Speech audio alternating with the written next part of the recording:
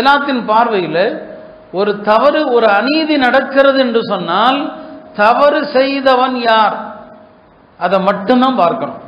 தவறு செய்தவன் எந்த மதத்தை சார்ந்தவன், எந்த இனத்தை சார்ந்தவன், இது குறித்த பேச்சுக்கே இடமில்லை. தவறு யார் செஞ்சாங்க, தவறு செய்தவன் தண்டிக்கப்படணும். குர்ஆன் அதைத்தான் சொல்லும். குர்ஆனுடைய மிகப்பெரிய ஒரு சிறந்த அழகான வசனம், முஸ்லிம்கள் எல்லா ஜும்மாக்களிலும் கேட்கிற வசனம், இன்னல்லாஹ யஅமுரு பில் அத்ல், அல்லாஹ் எல்லா சந்தர்ப்பத்திலும் நீதியை நிலைநாட்டுமாறு ஏவுகிறான். இந்த ஆயத்தில் அல்லாஹ் 3 விஷயங்களை ஏவுறான், 3 விஷயங்களை தடுக்கிறான். இன்னல்லாஹ யஅமுரு பில் அத்லி. இந்த ஆயத்து இறங்கிய நேரத்தில் குறைஷிகள், மக்காவுடைய காஃபிர்கள், அவர்கள் பெருமானார் ஸல்லல்லாஹு அலைஹி வஸல்லம் அவங்கள்ட்ட சொன்னாங்க, முஹம்மது அவர்களே, உங்கள் மார்க்கத்தை நாங்கள் ஏற்காதிருக்க பல காரணம் உண்டு.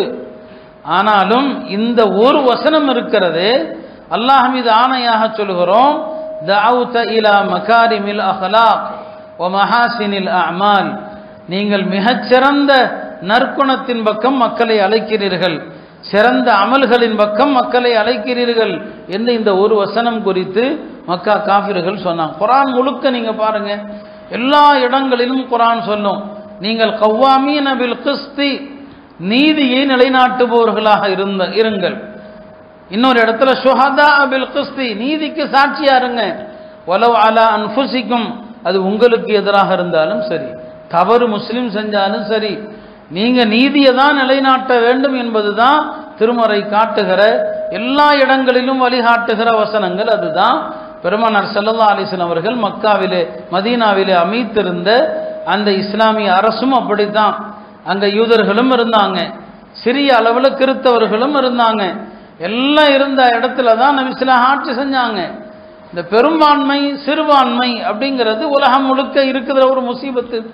சில நேரங்களில் பெரும்பான்மை மக்கள் கொஞ்சமா இருக்கிற மக்கள் மீது பழி போட்டுருவாங்க.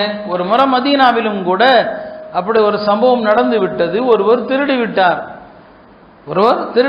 அவர் திருடியதை யாரோ பார்த்து விடுகிறார்கள். அவர் திருடிய பொருளை ஒரு யூதருடைய வீட்டில் போட்டுட்டு ஓடி போயிட்டாரு. அப்போ திருடப்பட்ட பொருள் எங்கே கிடைக்குது, ஒரு யூதனுடைய வீட்டில இருந்து கிடைக்குது. உடனே மக்கள் பழி போட்டாங்க. இங்கும் கூட அப்படியெல்லாம் நடப்பதுண்டு. கொலை செய்து விட்டு முஸ்லிம்களுடைய பகுதியில் போட்டுட்டு முஸ்லிம்கள் கொலை செஞ்சாங்க என்றெல்லாம் எத்தனையோ விஷயங்களை பார்க்குறோம். இப்படி தான் நடந்துச்சு. அப்போ நபி ஸல்லல்லாஹு அலைஹி வஸல்லம் அவங்கள்ட்ட இந்த யூதர் தான் கொலை செஞ்சாருன்னு சொல்லி நபி ஸல்லல்லாஹு அலைஹி வஸல்லம் அவங்களும் பார்க்குறாங்க. என்ன, சில நேரங்களில் வெளிப்படையான சூழல் என்ன, அதை வைத்து தான் ஒரு நீதிபதி தீர்ப்பு சொல்வார். நபி ஸல்லல்லாஹு அலைஹி வஸல்லம் ஒருவேளை இந்த யூதர் தான் திருடி இருப்பாரோ என்று அவங்க தண்டனை கொடுக்கலாம். அப்படிங்கிற நேரத்தில் தான் அல்லாஹ் ஒரு வசனத்தை இறக்கி வைக்கிறான். இன்னா அன்ஸல்னா இலைக்கல் கிதாப பில் ஹக்கி, நபியே, நாம் இந்த வேதத்தை உங்களுக்கு சத்தியத்தை கொண்டு இறக்கி இருக்கிறோம். லிதஹ்கும பைனன் நாஸ், நீங்கள் மக்களுக்கு மத்தியிலே நேர்மையாக தீர்ப்பளிக்க வேண்டும். வலா தகுல் லில் ஹாயினீன ஹஸீமா, துரோகம் செய்தவர்களுக்கு நீங்கள் வாதாடக்கூடியவர்களாக ஆகிவிடாதீர்கள். இங்க துரோகம் நடந்திருக்கு.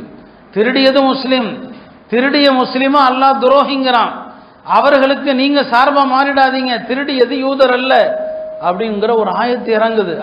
அது தொடர்ந்து வரக்கூடிய ஆயத்துகள் எல்லாம் பார்த்தீங்கன்னா, திருடியவர் முஸ்லிம், அவருக்கு நீங்க வாதாடக்கூடாதுன்னு அல்லாஹ் சொல்லுவான்.